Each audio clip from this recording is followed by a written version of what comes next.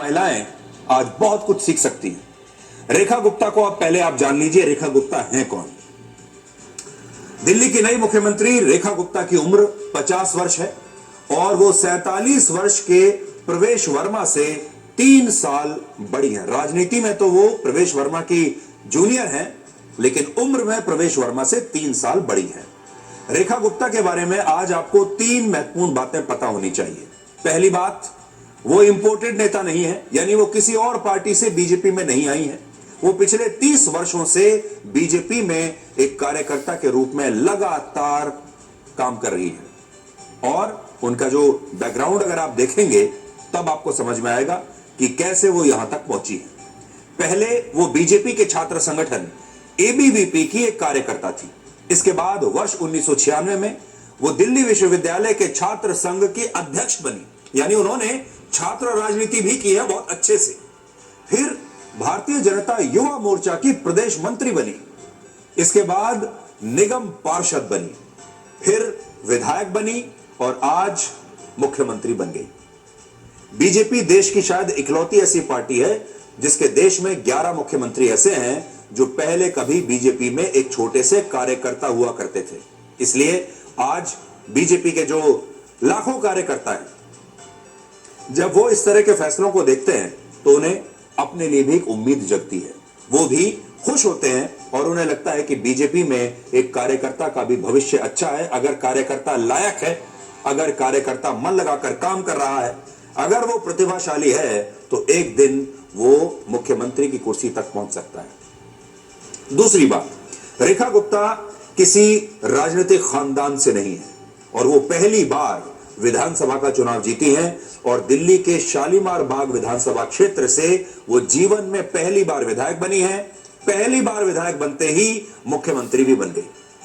वर्ष 2015 और फिर वर्ष 2020 में भी रेखा गुप्ता ने इसी सीट से विधानसभा का चुनाव लड़ा था, लेकिन वो दोनों बार चुनाव हार गई। बहुत सारे लोग बेचैन हो जाते हैं जब उन्हें एक के बाद एक असफलता मिलती है। आज उन तमाम लोगों को, चाहे वो स्त्री है या पुरुष, खासतौर पर हमारे युवा, उन्हें रेखा गुप्ता से यह सीखना चाहिए।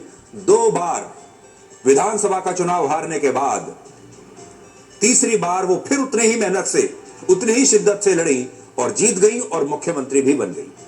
सोचिए, किस्मत भी एक चीज होती है। वैसे तो हमारे देश में कई बार हमने ये भी देखा है कि 2 बार चुनाव हारने के बाद नेताओं को तीसरी बार मौका ही नहीं मिलता, तीसरी बार टिकट नहीं मिलता। लेकिन बीजेपी ने तीसरी बार भी रेखा गुप्ता को ही अपना प्रत्याशी बनाया, यानी रेखा गुप्ता पर बीजेपी की पूरी आशाएं टिकी हुई थी। बीजेपी को लगता था कि एक दिन जरूर जीतेंगी और वो प्रतिभाशाली हैं, इसलिए तीसरी बार लगातार उन्हें टिकट दिया, जबकि 2 बार हार चुकी थी और चुनाव जीतने पर उन्हें दिल्ली के मुख्यमंत्री भी बना दिया। इससे यह पता चलता है कि असफल होने पर कोशिश करना न कभी नहीं छोड़ना चाहिए और रेखा गुप्ता ने भी बिल्कुल यही किया है।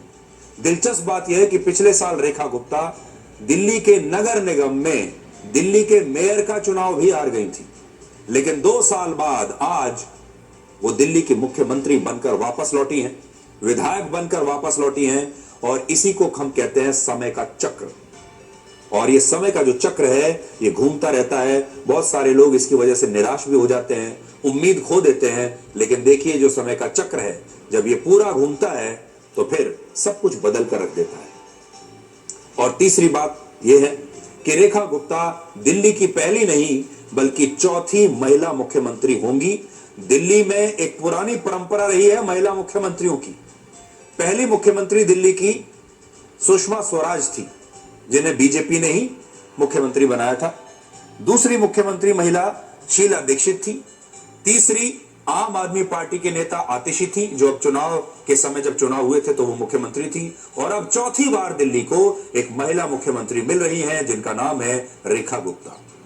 बड़ी बात यह है कि इनमें शीला दीक्षित अकेली ऐसी नेता थी जिन्हें चुनाव जीतने के बाद मुख्यमंत्री बनाया गया था और 15 वर्षों तक दिल्ली में उनकी सरकार रही, उनका शासन रहा। और अब रेखा गुप्ता शीला दीक्षित के बाद दूसरी ऐसी महिला मुख्यमंत्री होंगी जो चुनाव जीतने के बाद मुख्यमंत्री बनेंगी। और यहां आपको यह बात पता होनी चाहिए कि जब दिल्ली में कोई महिला चुनाव जीतने के बाद 5 साल के लिए मुख्यमंत्री बनती है तो फिर उसकी पारी बहुत